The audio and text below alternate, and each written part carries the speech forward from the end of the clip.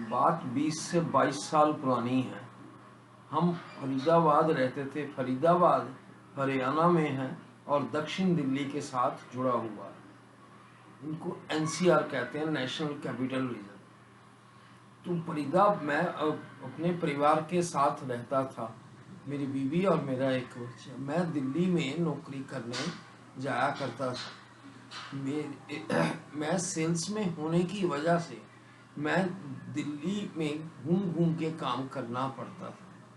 तो मैं दक्षिण पश्चिम दिल्ली के साथ में लगता हुआ एक एरिया है महरौली, जो साउथ वेस्ट में पड़ता है, साउथ वेस्ट दिल्ली में पड़ता है।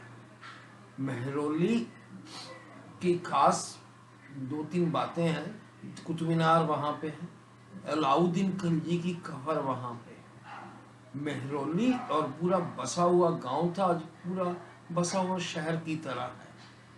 महरौली में एक खिलजी की कब्र के नजदीक ही एक घर था।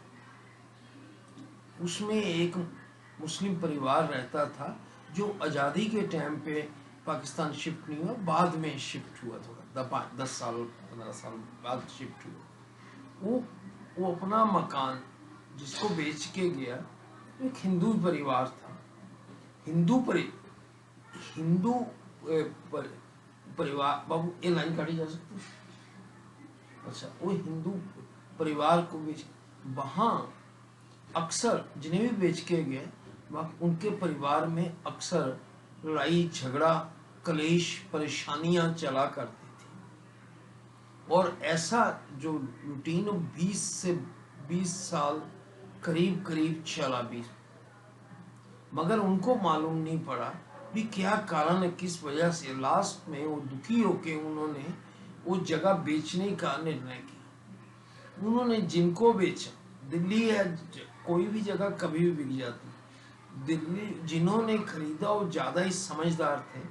उन्होंने वो जगह ले ली, तो उन्होंने सोचा जहाँ इस मकान में कोई ना कोई वास्तु शास्त्र के हिसाब से गलत है, और वो वास्तु शास्त्र मानने वाले थे।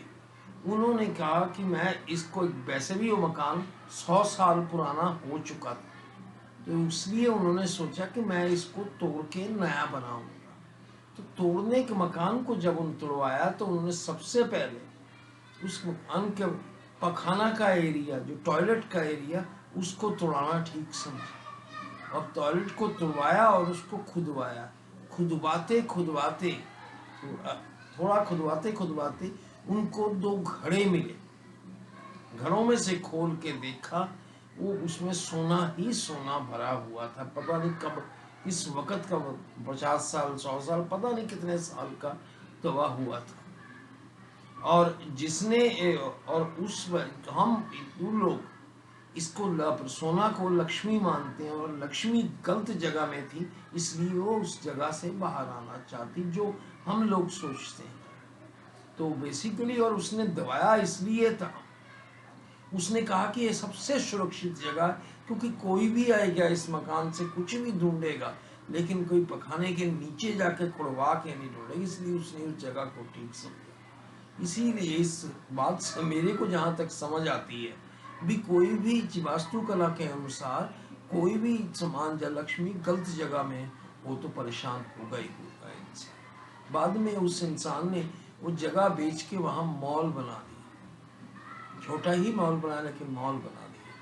तो वही मेरी कहानी का अंत। देखते हो कितना चार